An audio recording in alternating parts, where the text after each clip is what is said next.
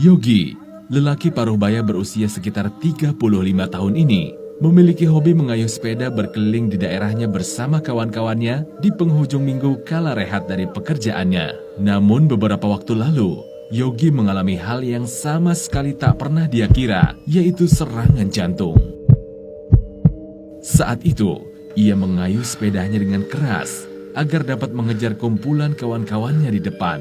Dalam keadaan ini, jantungnya memompa lebih kencang sehingga jantung membutuhkan oksigen lebih banyak. Jika plak pada dinding pembuluh darah jantung robek, maka akan terbentuk gumpalan darah yang menempel.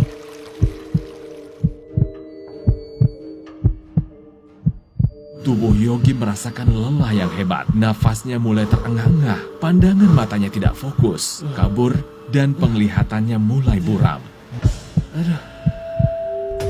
Gumpalan darah di pembuluh darahnya mulai menumpuk dan aliran darah yang berisi suplai oksigen menuju jantungnya mulai semakin melambat.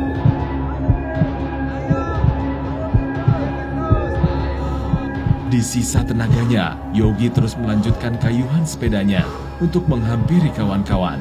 Hampir 2/3 dari arterinya kini sudah dipenuhi dengan gumpalan darah yang semakin menutup. Yogi kemudian ambruk jatuh terkapar dari sepedanya dan pingsan tak sadarkan diri karena serangan jantung yang dialaminya.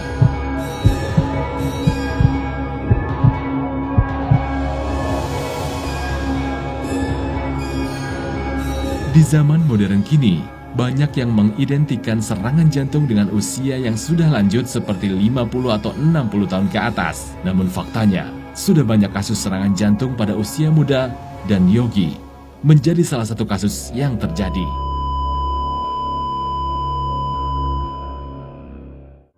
Serangan jantung dapat terjadi tiba-tiba dan menyerang siapa saja. Dari tayangan tadi, kita bisa melihat bagaimana serangan jantung dapat terjadi bahkan pada saat kita sedang berolahraga. Serangan jantung bahkan dapat menyebabkan kematian mendadak akibat gangguan irama jantung yang fatal. Serangan jantung dapat terjadi diawali oleh faktor kebiasaan sebelumnya. Misalnya, dari muda kita sudah makan makanan tinggi karbohidrat, makan makanan manis, dan tinggi lemak. Semua itu akan diakumulasi di tubuh kita.